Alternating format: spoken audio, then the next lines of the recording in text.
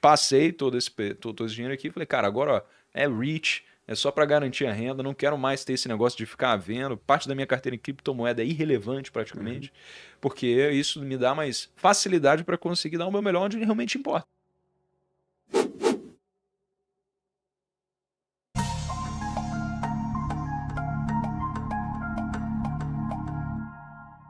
Tem 3 maneiras de você entender como é que o seu patrimônio ele oscila.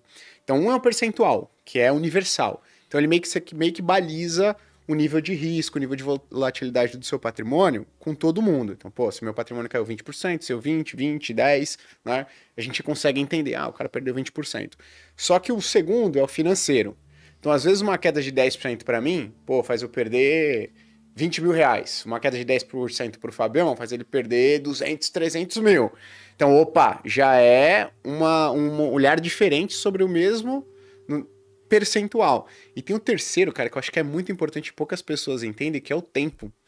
Então, pô, às vezes eu tô lá investindo faz 2 anos. Aí meu patrimônio caiu 50%. Eu falo, pô, tô investindo há 2 anos, é como se eu apagasse ali 1 ano do meu esforço, trabalho, né, me privando de lazer, de sair, de comer em restaurante legal, de viajar. 1 ano, pô, beleza, eu ainda vou trabalhar 50 anos, então o que custa? Eu perdi 1 ano. Agora, quem perde 50% do seu patrimônio e está investindo há 20 anos no mercado. Há 20 anos, qual que é a percepção dessa pessoa? Ela fala, caraca, o meu patrimônio, eu acabei de perder 10 anos de trabalho, me privando de lazer, de viagem, de comer em restaurante legal, de passear com minha família, em pouco tempo. Então, é só para a pessoa entender também que, cara, existem diferentes maneiras de você entender o que está acontecendo. Então, o percentual não é a que mais me agrada quando a gente está falando da pessoa física. Eu acho que para o dia a dia, para você entender melhor o que está acontecendo com sua grana, talvez seja melhor você entender esses outros 2 fatores. Lógico, percentual é indispensável. Você precisa entender e é uma medida universal. Só que quando você olha para seu financeiro e para tempo, aí você vai começar a entender de fato o que você está disposto a arriscar ou não. Né? Então, é até por isso que, por exemplo, a pessoa que é mais velha, ela tem uma propensão a risco menor. É porque ela não quer perder 10%? Não, é que ela não quer perder, anos de trabalho em um curto espaço de tempo. É por isso que o jovem fala, posso perder 30%, porque trabalhou 2, 3 anos, agora e tem 50 anos pela frente ainda de trabalho, né? Então, acho que é isso. Uma coisa bacana que eu queria perguntar pra você, Breno, que assim, eu percebo muito que você tem, cara, a mentalidade muito, cara, muito boa quando o assunto é empreendedorismo, é investimentos e tudo mais. E eu tava vindo pra cá, eu vi no podcast do Morgan Housel, que é um podcast assim que eu acho top, cara, um dos melhores pra mim. E aí ele falou justamente, ele falou, olha, as pessoas elas confundem, quando a gente fala de prosperidade em termos financeiros, 80, 90% vem da mentalidade, da sua relação com o dinheiro. E muitas das vezes é menos da sua estratégia de investimento, do papel que você vai comprar, ou de como você vai fazer isso, aquilo.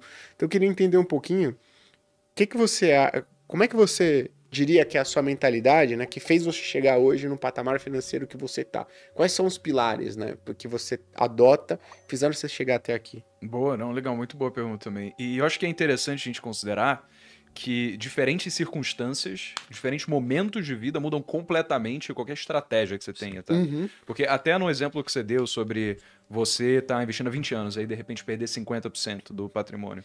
Isso aconteceu com muita gente se passou pelo Covid. Porque a bolsa antes estava a 120 mil pontos, chegou a 63, acho que foi a mesmo. Sim. Então, você vê uma destruição de riqueza generalizada. Ainda assim, foi provavelmente um dos melhores momentos da vida desse investidor de 20 anos para comprar. E a gente sabe, né, historicamente, crises elas tendem a se recuperar, e no caso do Covid se recuperou muito rápido. A bolsa levou 6 meses ali e já tinha voltado para o mesmo patamar adiante. Lógico que não tinha como você saber que isso ia acontecer, mas ainda assim, a mentalidade não deve ser, poxa, perdi 50% do patrimônio. A mentalidade deve ser, cara, eu perco se eu realizo. Mas se eu me atenho à estratégia e continuo aportando, até se você tem uma estratégia de rebalanceamento de carteira, algumas pessoas guardam uma parte em caixa para aproveitar oportunidades. Não necessariamente isso é obrigatório, existem alguns estudos que mostram que esse negócio de buying the dip, isso aqui nem é algo que traz uma diferença de patrimônio no longo prazo mesmo. Mas ainda assim, pode ser que te dá um descanso de saber que você comprou na baixa ali. ainda isso permite que você possa ter um descanso de mente e não olhar para o seu patrimônio em termos do quanto você perdeu, mas em olhar enquanto você tem oportunidade para comprar mesmo as ações que você sempre valorizou agora por um preço muito mais baixo. Mas comigo, a estratégia ela é muito no sentido de como é que eu consigo mitigar os riscos da minha vida ao invés dos riscos na bolsa. Porque, por exemplo, eu tenho o meu negócio.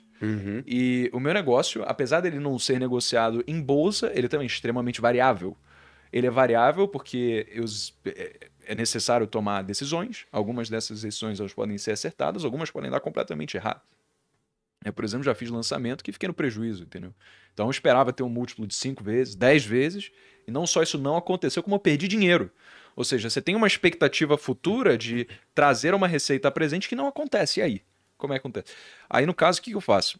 Ao invés de simplesmente reconhecer que a bolsa de valores ela deve ser utilizada como caso eu fosse um funcionário, quisesse fazer um aporte mensais, eu falo, não, eu já tomo risco demais no meu negócio. Então eu vou usar a bolsa de valores para me trazer a garantia de renda.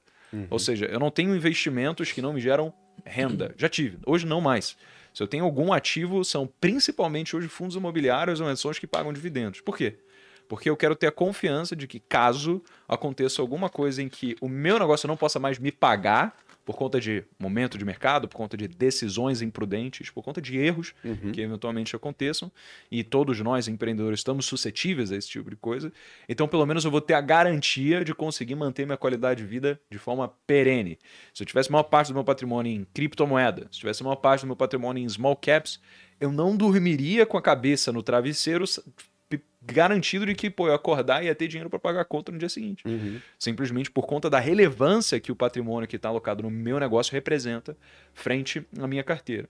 Então, eu vejo que cada um precisa entender a situação na vida que está, inevitavelmente, sabe? Perfeito. Se você tem negócio, irmão, eu acho que é outros 500. Primeiro que o que vai te enriquecer não vai ser os seus investimentos no curto prazo. Talvez em décadas, 10, 20, perfeito, 30 anos, você consegue acelerar brutalmente a quantidade de acúmulo de riqueza. Mas você vê, as pessoas que mais conseguiram ter algum resultado rápido foram empreendedores, né? Foram empresários. Eu vejo que, como a maior parte do patrimônio, em relação à alocação de carteira, está nesse negócio, então que eu posso utilizar os outros veículos de conservação e multiplicação de patrimônio de forma que vamos gerar descanso e trazer a minha mente a um estado são em que eu consigo gerar mais valor na minha empresa, que é onde eu sei que está os maiores stakes, né? Então, essa tem sido a mentalidade com que eu tenho trabalhado nos últimos 2 anos, principalmente ativos que me geram renda, principalmente fundos imobiliários. Talvez 80% da minha carteira aqui no Brasil esteja relacionada a fundos imobiliários. E Estados Unidos, agora tem 3 semanas, eu liquidei tudo que eu tinha de ações aqui, cara. A bolsa também deu uma esticada enorme, né? E aí agora eu tô basicamente, separei todo o patrimônio que eu tinha lá fora, dividi em 12 parcelas. Todo mês, comprar REITs. Por que não compra tudo de uma vez?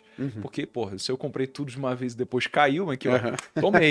Se subiu, beleza, ganhei do patrimônio que eu já investi um pouquinho ali também. Mas aí pelo menos eu diminuo o risco de ter tomado uma decisão absolutamente cara, né? Sim. Em um momento que eu não tenho como acertar que é o melhor momento. Então, espancei todo esse dinheiro aqui e falei, cara, agora ó, é REIT, é só para garantir a renda, não quero mais ter esse negócio de ficar vendo. Parte da minha carteira em criptomoeda é irrelevante praticamente, porque isso me dá mais facilidade para conseguir dar o meu melhor onde realmente importa, que é o meu negócio, que é o que eu sei que no futuro que pode trazer mais rentabilidade, mais retorno, todo esse tipo de coisa. Ainda mais num momento de pivotagem absoluta, né? Que a gente saiu de uma empresa de mídia e virou uma empresa educacional. De repente você está trabalhando ganha dinheiro fazendo vários funis de venda, pitches, copies e venda de infoprodutos.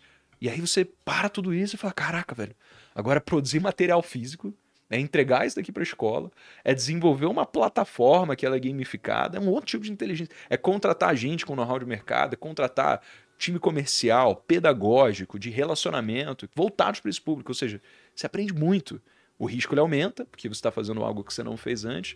Por outro lado, também o potencial de retorno ele aumenta muito mais. É o que a gente estava falando em relação a diferença de você fazer um negócio de um mundo digital, simplesmente, onde cada vez tem mais concorrência, cada vez tem... É uma barreira de entrada muito baixa, né? Se fazer o lançamento. Totalmente. Enquanto outros negócios que têm uma estrutura, uma barreira de entrada muito maior, porque requerem know-how, requerem gente, requerem que você tenha um diferencial de fato. Se você acerta nesse ponto daqui, o prêmio acaba sendo inevitavelmente muito maior também.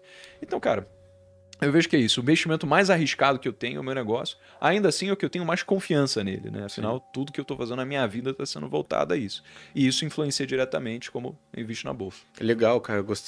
Sabe por que é bacana? Porque normalmente a pessoa que ela é empreendedora é uma pessoa que tá no game. Tem um perfil tá de no risco game, tem um altíssimo. perfil de risco altíssimo. Aí o cara vai lá na carteira de investimentos dele, lota de Replica cripto, tudo. lota de, tipo, ativo alternativo que, cara, é convexo. Que renda fixa o quê, meu amigo? Eu sou empreendedor, a pessoa fala, cara, eu tô no game, aí é pra ganhar. E, porra, eu acho que isso né, você manter uma carteira que te permita ficar mais tranquilo aqui, pô, se der algum chabu aqui no meu negócio e eu perder minha principal fonte de renda, eu tenho um patrimônio que vai me segurar. É isso. Isso é o que vai te permitir, pô, Trabalhar bem no negócio para aumentar negócio, as chances né? dele ser bem sucedido. E a galera faz normalmente o contrário. A pessoa que já está empreendendo, já tem uma renda muito incerta, um futuro com uma incerteza, um nível de incerteza maior do que quem é empregado, CLT e tudo mais, a pessoa vai pro game, né, cara? Vai com a carteira ali para as cabeças. Eu posso né? falar o meu, assim, eu sou muito pro gamer, mas é porque eu tenho quase o inverso do Breno. Não que tenha um certo ou errado, né? Eu acho que é muito da perspectiva pessoal de cada um e você se conhecer. Eu fico muito mais empenhado em dar vida no trabalho se eu souber que eu não tenho uma segurança muito grande, porque eu tô com uma parcela muito grande do meu patrimônio em ações, por exemplo. Tipo, Você fica mais empenhado se você tem a insegurança na PF. É exatamente. É mesmo. Eu fico mais, Você gosta cara, do caos. eu preciso resolver, preciso dar um jeito em tudo, e eu fico mais empenhado, assim. Obviamente eu tô ficando mais velho, naturalmente eu vou fazendo meu patrimônio ficar cada vez menos arriscado, porque o tempo que eu tenho pra recuperar e tudo mais é maior. Mas a minha dica que eu dou pras pessoas... branco de cabelo aqui, né? Já tá chegando. Essa idade é foda. Mas a dica que eu sempre dou pras pessoas, quando me perguntam quais ações eu devo ter na carteira, quanto que eu devo ter em ações, é sempre a mesma coisa. São 3 pontos, né? Qual a sua idade? Porque se você for mais novo e você pode der tomar all-in, mais risco, você vai recuperar daqui a 5 anos. Né? Não vai me dar muita coisa. Primeiro, você não tem muito dinheiro. Segundo, você tem muito tempo pela frente. O segundo é exatamente esse ponto que você falou. Cara, qual é a sua fonte de renda primária? Você é um empresário ou você é um servidor público? Porque, por incrível que pareça, se você for servidor público, você deveria alocar mais em ativos arriscados, porque você já tem a segurança muito grande no seu trabalho. E o terceiro ponto é mais a sua... Você falou da sua idade, sua Não, seria fonte seu de perfil renda. de risco como um todo, assim, tipo, cara, Você é você conservador, mas tem um moderador. terceiro ponto que é a família, sabe? Eu ia citar Estrutura de perfil de família. risco, mas isso acaba sendo no resto, mas a sua família. Tem gente que depende de você ou você depende de outras pessoas? Porque se você é novo, normalmente você depende de outras pessoas, tem uma certa segurança ali. Só que se você já é mais velho, tem 2, 3 filhos, é um problema Totalmente bem diferente, totalmente diferente. outra pegada, sabe? Pois Você é. não tem que Você arriscar. dá lá all-in com 21 anos de idade, quando você não deve nada a ninguém, é uma coisa. É uma Agora, coisa, quando você tem é. 3 gemelhentos pra botar comida na mesa, né? A responsabilidade sobe muito pra caralho. completamente. Mas o remelento é bom.